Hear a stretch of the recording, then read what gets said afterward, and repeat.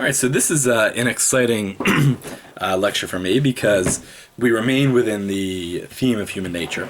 So we're going to study another way of looking at human nature and another way of looking at building a society and a government based upon that vision of human nature.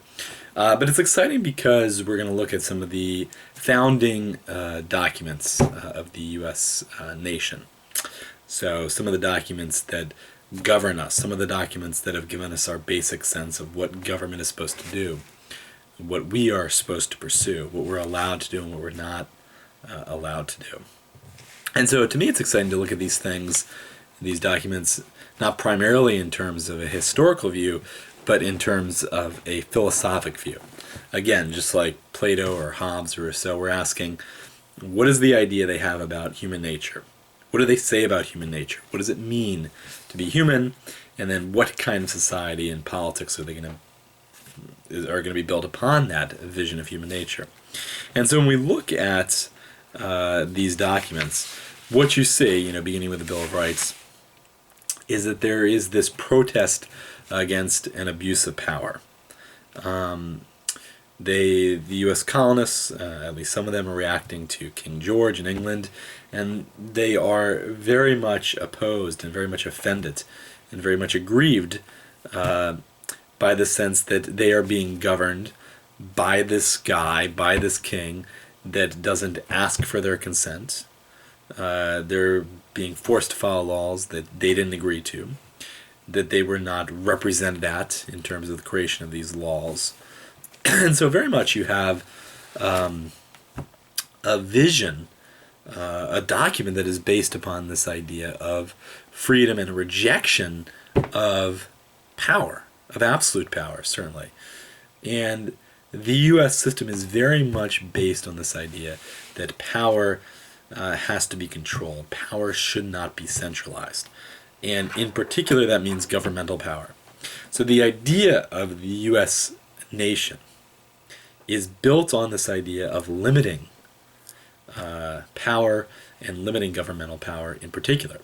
And so I give you that sheet, which looks at all the different thinkers we've discussed in terms of human nature and politics, Plato, Hobbes, and Rousseau. And I always ask you, there's a prompt that says, to tell if you are closest to this perspective or this individual, this is what you would think. And to the U.S. vision, the idea is that if you believe that your politics is closest to the foundational principles of the United States of America, then you believe that the greatest danger humans face is the concentration of power in the hands of government, and that the point then of government is to be limited, and one of its most essential points is to protect freedom. And the best way to protect that freedom is to make sure that those who have power in government don't have too much of it. And so, again, let's go back to the U.S. Declaration of Independence. That is a document which essentially says, here are all these terrible things that King George is doing. Here is how we are not represented. Here is how we are servants. We don't have a voice. This is awful. And essentially it's saying, look, we're going to break it off. We are going to be our own nation because we are not going to suffer at the hands of this power. And so the nation begins with this rejection of absolute power. Very much different than Hobbes. Hobbes would say, look, the only way we can govern effectively, efficiently, and the only way we can kind of escape the absolute horror of the state of nature is to centralize power, is to give as much power as possible to a single ruler. The U.S. it begins from a rejection of that basic concept, that basic perspective. And so the Declaration of Independence is the rejection of absolute power. And in its place, what occurs with the U.S. Constitution, the Bill of Rights, is essentially an outline of how power can be restricted, the very famous checks and balances that you would have gotten from your civics classes. The idea here is, look, we rejected the absolute power of the monarchy in Great Britain, and if we are now going to be our own independent nation, well, how do we do so in a nation where government has power but has power in a way that it cannot be concentrated, it cannot be coalesced, it cannot be absolutized. And the U.S. Constitution outlines the various responsibilities of the various branches of government. So you get a Article 1, for example, and all the different sections within it talk about, okay, here's what Congress is meant to do. Congress is meant to propose and enact laws. And then the executive branch, which is Article 2, is meant to enforce laws. And here are the things that the executive, which means the president, can do, and things the president can't do. In Article 1, here are the things that the legislator, the Congress essentially, can do, and here are things that they cannot do.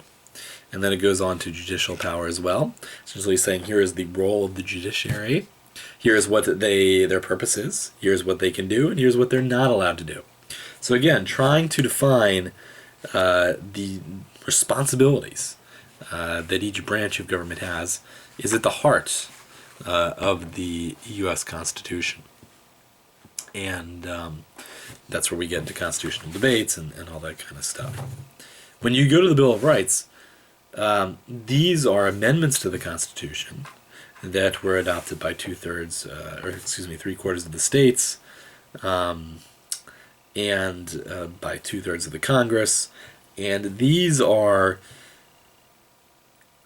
laws, essentially, that are very much meant to ensure certain rights for citizens of the United States. Essentially, it's saying, look, to the government, you cannot do this no matter what.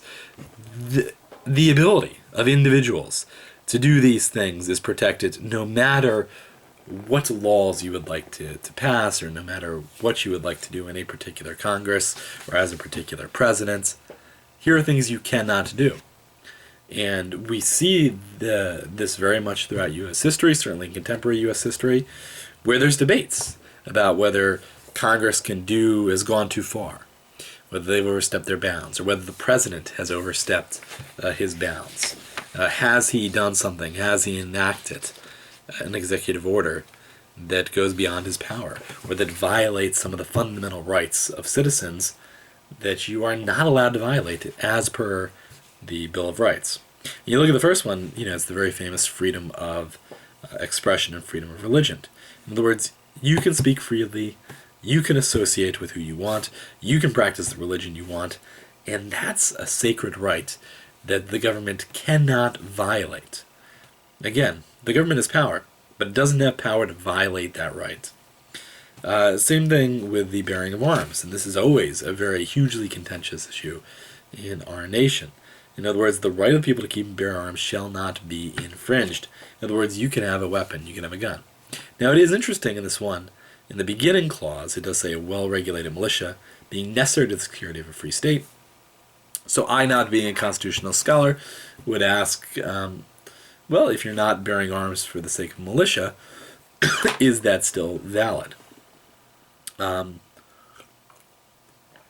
It's very interesting that quite a few of these amendments, these articles in the Bill of Rights, have to do with the restriction of the criminal justice system.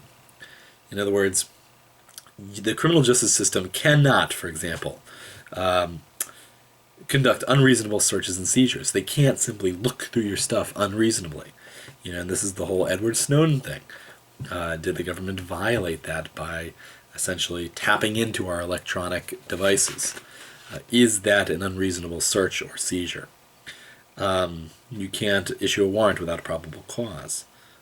You can't be tried twice, the idea of double jeopardy. You cannot be compelled, forced to be a witness against yourself in a criminal law. So on and so forth. And they talk about civil trials, and they talk about the rights of the accused in criminal prosecutions. And so the founders were very much worried about the ability of the police system to infringe upon rights, and they were worried about the police system being a form of power of the government, a way for the government to force you to live the kind of life that the government wants. And so there are these restrictions on police power, but it's not simply on police power, it's a way to restrict the power of government itself. And again, if you want to think about who are you closest to, as a philosophy, the U.S. system is saying, limit government, that's the real danger, that's the power that we've got to restrict, in order for individuals to be able to pursue the kind of life they want as much as they can, within limits. You can't kill, you can't steal, you can't take from another. But essentially the idea of human nature that is in this U.S. document is that human beings are largely capable of being responsible for themselves. In general, human beings are capable of determining what it means for them to live the good life. Hence you get this idea of the pursuit of liberty and happiness. The rights to life, liberty, and the pursuit of happiness. That is what we are meant to be. We're meant to be free beings. We're meant to be in control of our lives. We're meant to pursue the kind of happiness that we think is best for us. Again, not absolutely, because you are not permitted to pursue happiness in a way that violates the rights of another, the property of another, the life of another. For example, if someone got happiness out of burning things on your lawn, like the KKK or something like that. That's against the law because it's a violation of your property. So you can pursue your happiness within limits, but the idea of the human nature that the U.S. adopts is that as much as possible, human beings should be given that liberty to pursue the life that they want, and that means that we have to be very careful about restricting the power of government, because the government is very, very capable of limiting your ability to pursue the kind of life that you want. And that's what we got to watch out for. All right. And that is essentially the key elements of the U.S. Vision of human nature and the politics and society built upon it.